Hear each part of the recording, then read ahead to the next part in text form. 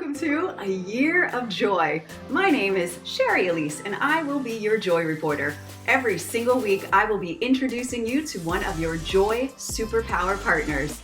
On behalf of the team of the Art and Science of Joy, we are thrilled to be able to bring this to you.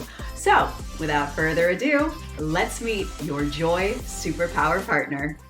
Welcome to another week of the Year of Joy, and I am excited to introduce to you our newest Joy Superpower Expert on balancing technology within families. Please welcome Larissa Mills. Hi, Larissa. Hello, how are you? It's so nice to be here and be part of this like joy movement. Like Yeah, bring it on. yeah, it's great to have you, and it's great to open people up to different ideas of what joy can look like or how to experience more of it. Yeah. So, with that said, let us know a little bit about your personal journey with technology and balancing family with that, and why you're so passionate now about helping others. I think it starts with me as a coach and seeing how athletes were responding to the beginning of phones and Mm. how they all of a sudden were like listening to me and then they weren't listening to me and they were running over to their respective phones in their bags in the gym, and I'm like, whoa, let's just go back here a little bit. And then I changed that immediately. I had rules, boundaries, and it just stopped. We had incredible teams. We can create and have solutions to create successful journeys for kids as long as there's boundaries and routines, right? And then our personal journeys when tech started to enter our home. And I started to see a dissension with my oldest child, and we're like, something's wrong. Something doesn't feel right. And so we decided to really balance the heck out of tech, is what we call it. And we have high performance athletes in the house. We're all very, involved people. And I noticed some crabbiness going on in my house and I did some moodiness. And I'm like, this is like back in 2000. Oh, I don't know. She was in grade 7 or 8. So a long time ago, over 15 years ago, maybe.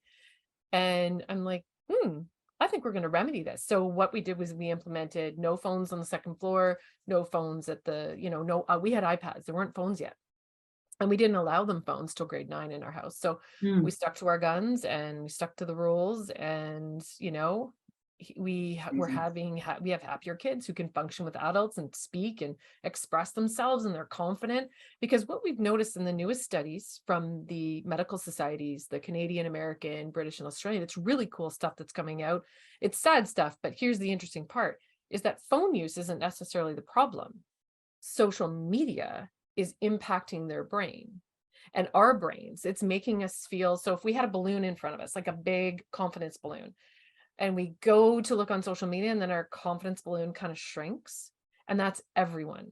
And it makes us compare ourselves, feel like poop. We're not pretty enough. We're not smart enough. We're not strong enough. And for our athletes, this was crumbling their performance.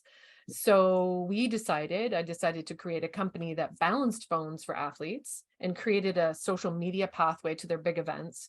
And I do the mental coaching as well, with cognitive behavioral skills. And we are seeing phenomenal changes, like Amazing. kids that want to quit to kids that are now professionals. Wow. So What do you yeah. see as the link between actually balancing your phones and social media and all that and joy? Well, we know right now medically, through the Pediatric Society and some of the medical societies, that phone use beyond more than 2 hours a day there's a suffering mode, Mhm. right? That we know there's a threshold. So we know that if we, here's an example. Athletes that were on 9 hours a day, okay, we got them down to 2 hours a day, and they are like doing chores, going happy to school. Their grades are up. Their confidence goes up because they're not seeing what they're not. And to the undeveloped brain, in the world where it's all tech and their world is online, right? Their world exists online with Snapchat, Instagram, TikTok, and back and forth in a circle around for 9 hours a day. And it's almost like untethering them from their phone is the biggest thing. So here's a cool thing. The more joy they find when they're detached from their phone, the more we'll see that positivity, and I want to say productivity just starts to happen. They all of a sudden, one of the schools in Quebec banned phones, and all of a sudden the students were back in sports. I think it's life-changing for sure. And we're so Yeah. grateful. Yeah, we're grateful to have you in this community, and we look Thanks. forward to having you next week all to ourselves. So thank you so Oh, much, Larissa, for being a part of great. this. Thank you.